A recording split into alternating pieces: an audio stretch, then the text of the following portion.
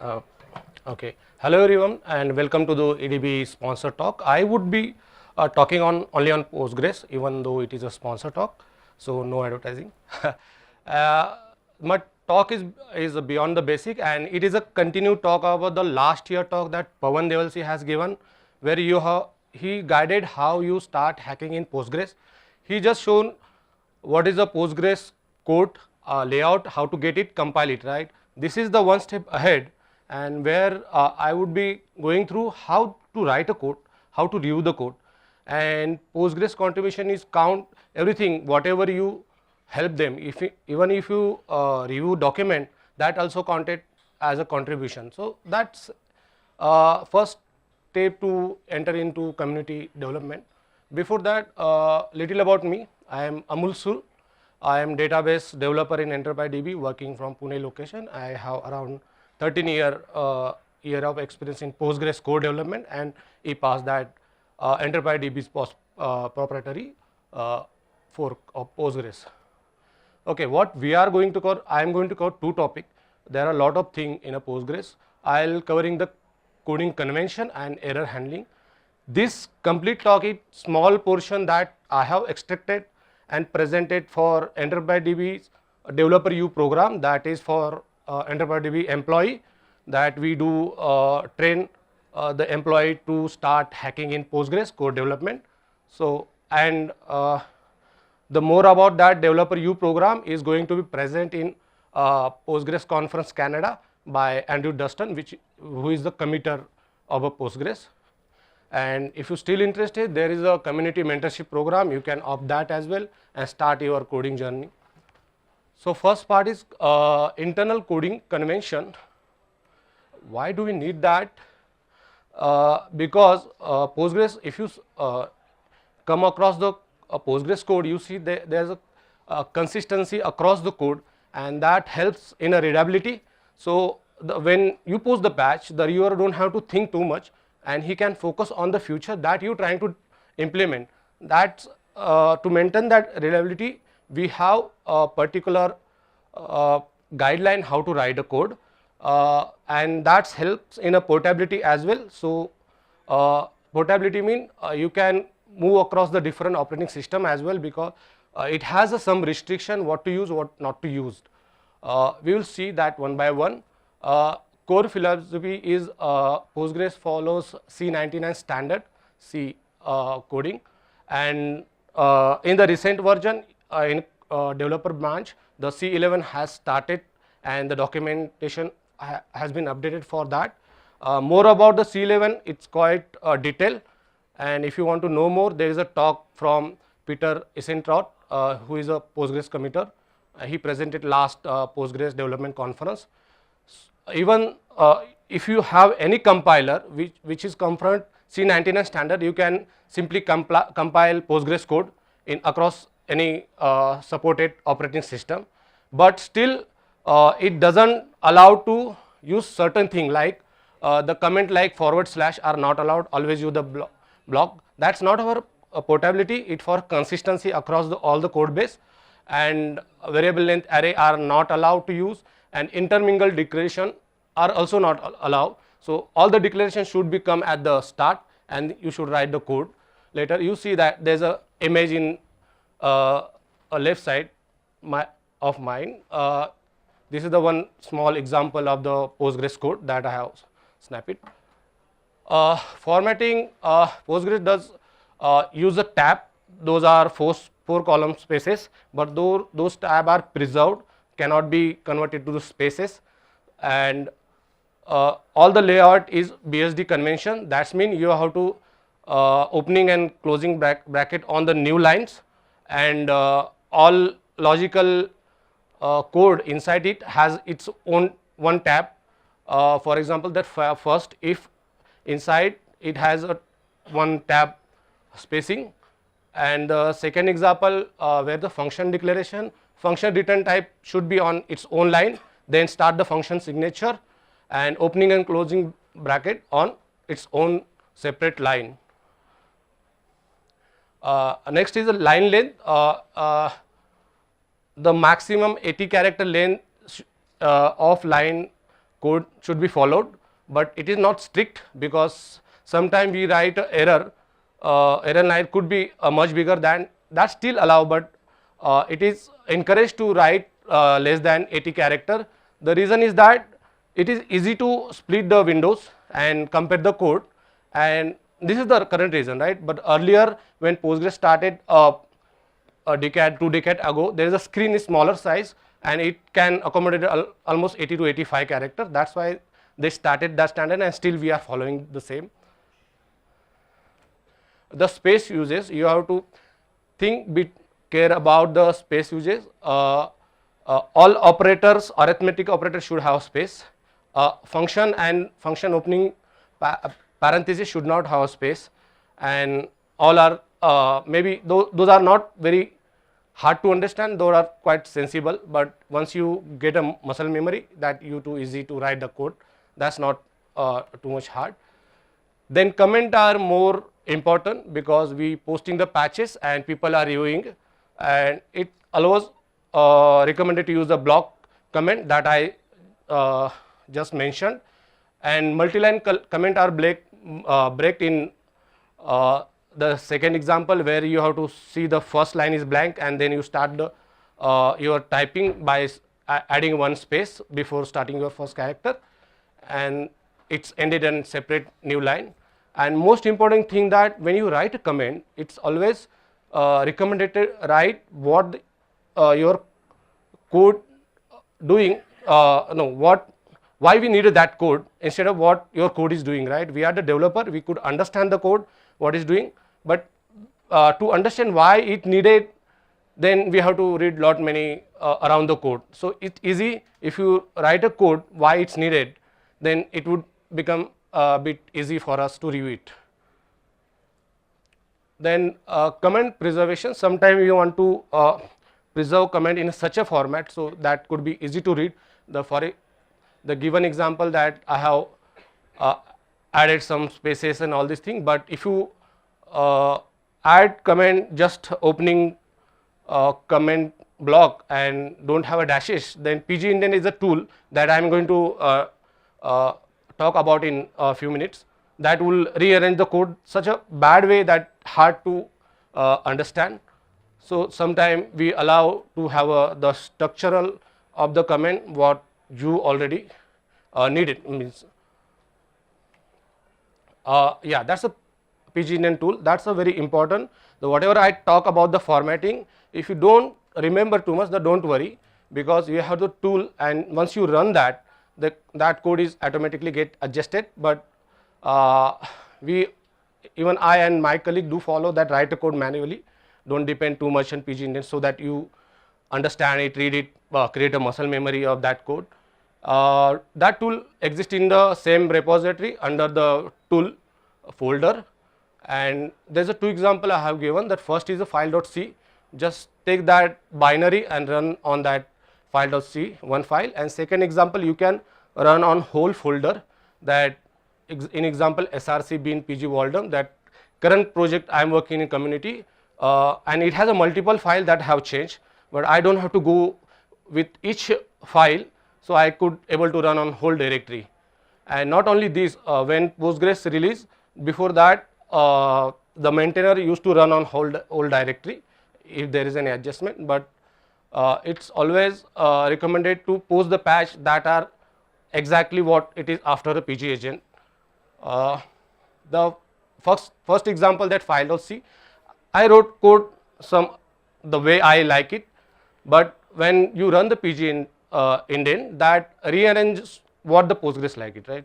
So the return type is on its first line, then start the function, then opening and closing bracket on separate line, and logical level get its own tabbing. This part the PGIndent might not help you, the naming convention. You can use a snake case or camel case for function, structure, variable and type definition, but you have to see what the file has that formatting and what the around code is doing, and write the way it look much more consistent. For example, your file or structure definition has a snake case, So it always good to write in that same format in case. The constant macro are always in capital letter, that's the second last example. And the type definition of structure, sometime we do follow that name of the structure prependent and then start the variable name, that easy to read the code and debugging. The newer C standard feature, that most recent last 2-3 releases we started using static inline function instead of macros. Why we do need static inline function are easy to debug, so you can add a breakpointer in it and debug it, and sometimes macro is too complex, too many lines, that hard to read, hard to debug, that time it recommended to use the static inline function, and it provide the strict type safe, so that if your macro wanted should accept integer, then it should accept the integer, not other type data type, that time static inline is good. And the macro is sometimes that you want to very generalized function that could accept any data type, that time you can use it, it is simple. And one more useful of that macros is that if definition, sometime you want to compile a code according to some condition, for example OS, or maybe depend on your extension requirement, that time you can use if definition, that code is completely skipped if not meet that certain criteria. That what the current all formatting, and if anybody has a question I can take before moving to the next session. Yeah, we are good. Okay, let's move to the next section, that logging and error handling, that's quite an important part. C exception handling challenges, that those who work in C, they do understand that exception throwing and catching is quite difficult in native C language. And what we used to do is that we sometimes have written code, right, some code, and that caller should understand what code has been written by that function and behave accordingly. Or we have go to function, right, go to function means if you find that some error condition and you skip the some code and go to the place at the end and raise the error, that can we do, but those create a separate problem where function could have a deep in the stack, the multiple caller, and we have to go one by one in the main error handling place where we do have a code for that, and that could be become a more complex and some resource management also quite difficult task. So PG has a solution that it mimic the modern exception using the standard library primitive, that's sig set jump and sig long jump. For short form I used to say set jump and long jump. It's allowed to jump the specific error handling condition. Postgres has, and using that Postgres has PG try macro that look exactly like C++ or other languages, and the stack jumping is quite easy. You can jump to the error handling location without caring too much about the stack rollbacks.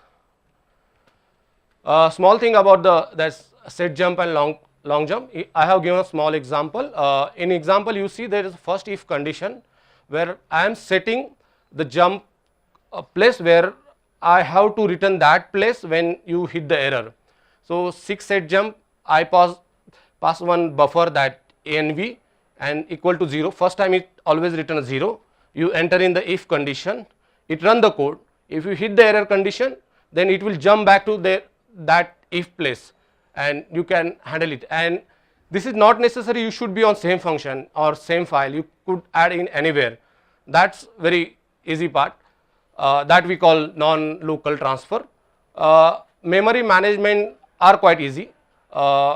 Before doing the long jump, you can do the cleanup and just return it back.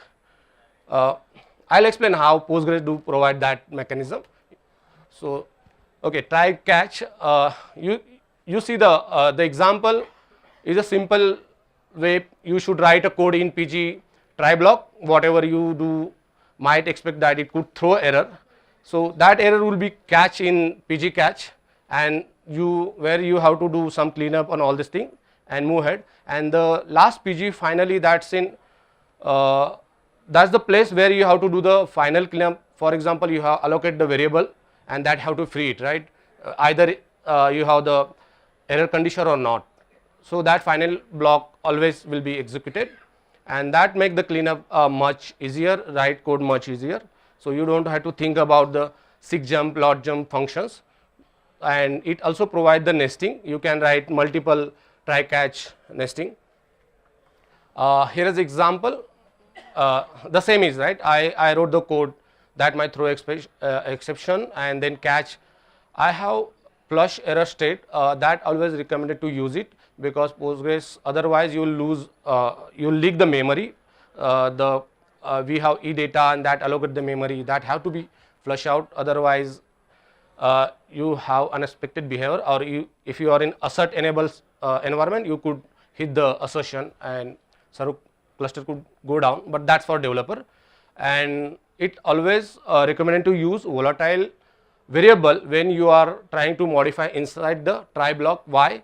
Because when you do the set jump, that set jump store a CPU instruction, the cache variable values in that buffer, and move ahead. But you store that value and move and you modify, that value won't be reflected when you jump back, because that state reflect that restore again, and those value are returned back, and newly modified value will be gone. Because, and that's the reason it's recommended to use variable volatile, so that CPU don't catch it and it could be read always from the RAM. Avoid the return statement inside the try. It has its own problem, and that has been nicely explained by my colleague. I have added the link, that blog on EnterpriseDB site. That will help you to understand how the try catch works and what not to do with that try catch. Otherwise, the error you hit might very hard to debug. Postgres error reporting and overview. Postgres has a certain guideline for error reporting, so that we could maintain consistent and user friendly error reporting across the all Postgres code that throws the error or logs, and that's why we have e-report and e-log. I'll explain that error save and e-return in a minute. E-report, it when you want to throw the user feasible error, it should be structure complex. That time e-report are used. E-log are simple for a developer. Those conditions are very hard to reach, but that could occur. Depend on the system or external factor. That time you can use a e-log, but those are for a developer and very low level debugging. And there is a third thing that assert that for a developer only. We'll see that as well. Here example e-report. First argument, it takes severity. We have the different severity, and behavior of that error decide accordingly on that severity. I have separate slide for that. And it has a multiple message component like error code, that SQL state error code, that's SQL standard defined. Postgres has separate document page for that. They categorize your error kind, right? Error message is primary error message, and if you want to give more detail about that primary message, then you can use error details and error hint and error context. Error hint just to help the user to understand how to fix it. We will see that. And the context tracking is the auxiliary function from where that error has been raised, that will provide more information on that. Error save and e-return is the latest one where I also work. What it's happened that when you throw error, that time your transaction is completely aborted. So you have to roll back, right? Sometime what do you want? If you know that error is going to throw, but I don't want to use exception handling in PSQL, right? It has a separate problem of sub transaction, all these things. Error save is simple. You don't start new sub transaction, all these things. It will just return what actually error happened to you. You can read it and do accordingly action that you needed. For that you have to pass the error context, otherwise it will behave as e-report and about your transaction depending on what severity you have passed. It otherwise is all structure similar to the e-reports. E-return is a wrapper around error save and other return statement in the C. Here are the auxiliary function that eReport takes. There are a bunch of, but I have listed few, and those are important. Error message should be short, factual, and short in mean that it should be fit in one screen. If you not able to fit in one screen and you want to give a more detail, then you can use a error detail for additional information, but there are certain thing you have to follow with that formatting. Error message always start with lower case and doesn't end with the period, so that no punctuation needed, no exclamation allowed. You see that example, relation does not exist, start from small letter, ended with the small and no full stop. Error detail are full statement, can be it always start with the capital letter and end with the periods. Hint also follow the similar, and it provide the hints to user how to fix that error. Like first I got the error that relation does not exist, error detail provide why it does not exist, and error hint provide you how to fix that, right. This very basic example, it does not make sense, I have just added for example, and the error context is give the more information from where that error happens. Here is two example I had taken. First is a arithmetic function that doing some calculation. So when denominator is 0, that we will have a division by 0. eReport start with error, the first argument. Second argument is error code underscore division by 0, that's SQL code that written by that error code function that eReport accept. Next is a primary message, the division by 0, you see that it start from lowercase, no period. Error detail provide the additional detail about that error message, cannot divide 0 by 0, something like that, depend on what is a numerical value. Error hint, additional detail, it start from capital letter, end with period. Error context follow the same style as a primary error message, that's all. Second is has a little bit different example, where we have the first severity level error, but it doesn't have a error code. We have the separate function that provide error code from it, and you don't have to think when you doing the file operation. Those are fixed exception that could occur with a file, and that will be written by this function, and it has an error message and error hint the way we used to have. Elog is quite simple, a single message string, no SQL state, but by default internally it call eReport with default SQL state which is internal, and I have added few example with different related. First one is error, the relation does not exist, that we saw in eReports. The second is debug, that provide the more information, we will see that. Third is internal assertion, that panic happens, null pointer and all this thing, and warning, that we will look into it. Assertion is for a developer, that prevent bug that developer could introduce. For example, I wrote a function where I don't have to check if my variable is not null every time. If you write that, then CPU always have to check that variable and spend extra cycle. If you too sure that it's never going to be null, then why you need that code, right? At that time you can add assert that should not be null, and possibly there is a future development somebody call with null value. So it could happen error in future, and that error easily cached by this assertion at a developer environment.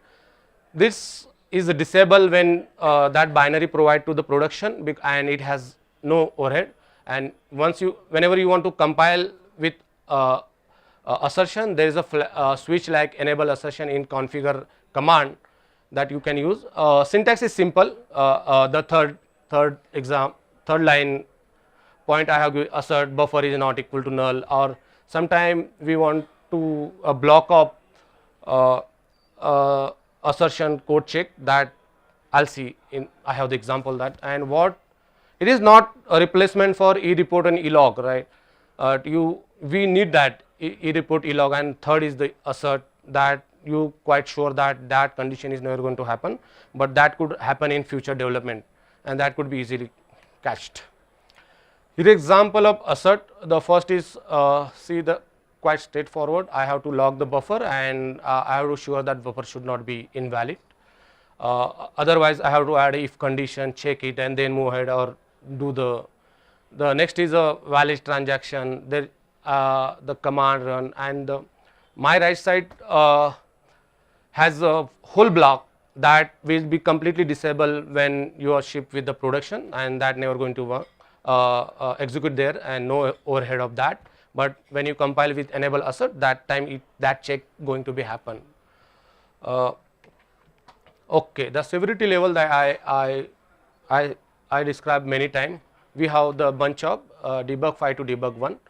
Debug 1 to debug 5, it provide the information in incremental level. It print a lot of information. It sometimes print a whole planner information as well, depending on what debug level you have set. Next is a log, that server operation message that used to written in the server logs. Info, that user requested info, notice, warning, all this stuff, the execution never halt. It doesn't abort your transaction. But from error to error, as I said, that it will definitely abort your transaction. You have to roll back and act accordingly. The fatal one, that you don't have anything to do, that will disconnect your session and the backend will just go away. And the last one is a panic one. This quite harsh, that completely down your server completely, and it will restart it with the recovery mode. So that happened quite lesser time, but that due to some internal bug or corruption, all this thing that does handle to prevent the data. Okay, next part is the logging architecture. It has a subtle difference in between the error handling and logging system. Error handling is that runtime error processing, exception throwing and caching it, aborting transaction and recovery, and reporting error to the user in structural way. And the logging is the persistent message recording that could have a multiple destination. You can write same messages to different places.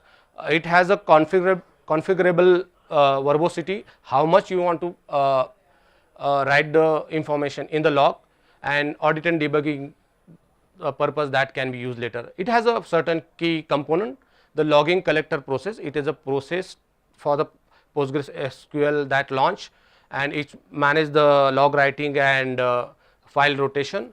It has a certain logging destination that you can have in standard output syslog files.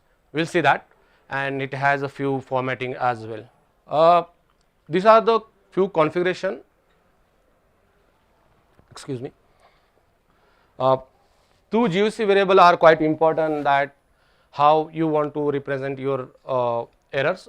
First one is a log minimum message, the minimum severity level for server to write a log, and those for example, by default log minimum message is warning, whatever the warning is through are written to the log, and the client minimum message, those has passed to the client. If any exception happens, by default it is notice. In the server configuration, you see log destination, I have two values comma separated. One is the standard error output and CSV log. Whenever you have those warning or warning, that can be written in both the places. You should be enable logging collector for that, and according to all setting should be done, and you have the file formatting name, the permission for the file, rotation time, and the size, how much you should have. Log destination are few. There is a standard error output that is quite simple and printed on directly on your screen when you are doing the development, that for a development purpose. Comma separated value are structural data that can import in table and do the debugging and analysis for that. Syslog is system has a separate daemon on that system. That helps. Sometime you have multiple cluster and you have to collect the error message at the one place. That time this syslog configuration does help.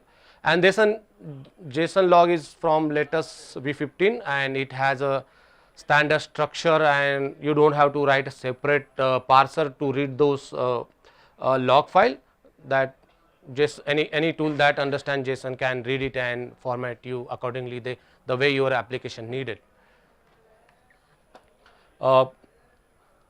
Advanced logging, you could have a bunch of extension. Also you can write your own extension using emit log hooks that internal, and before it return to the log file you can capture that messages, you reformat, represent whatever you want. One example PG audit that you have to set in preload library and do the respective configuration for it audit level. The next is auto explain. Sometime you want to see the plan that a slower running query might using, that time you can use that extension and print all the plan in log file, but don't always use it because it will increase your log file size. Best practices, as I said, you have to choose the right level, otherwise it will hamper your IO operation. And for OLTP is always recommended to set log statement to null, and as for a security purpose, if you don't want to any other statement to be logged, always set to DDL, that's avoid any user data to be logged. File permission should be set accordingly, and consider the log retention policy. A log, one thing that could be take a lot of your disk space, that you have to think accordingly. You always have to archive before deleting from the main data cluster, and use the structural logging for automatic analysis and monitoring purpose. That's we come to the end. The few takeaway. Indentation, that's hard tab for spacing only. You don't have to think too much. You can use a PG indent as so.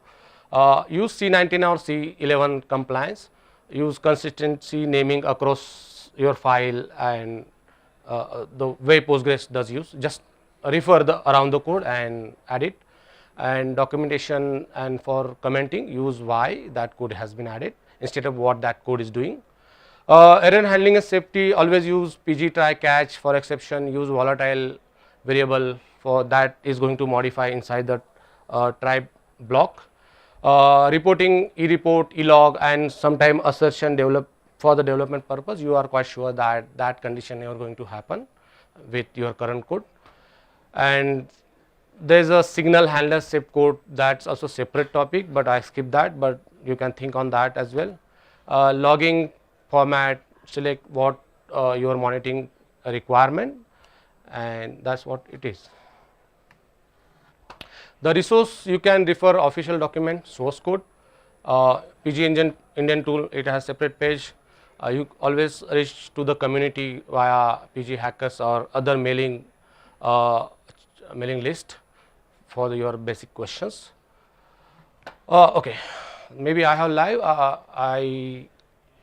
We are done with this session, and there are more sessions from EDB. The next one is today, that keynote from Tom, and the rest of the talks are tomorrow. Those few are the internal detail. If you are interested, you can attend it. Yes, thank you. If you have any question, I can take it.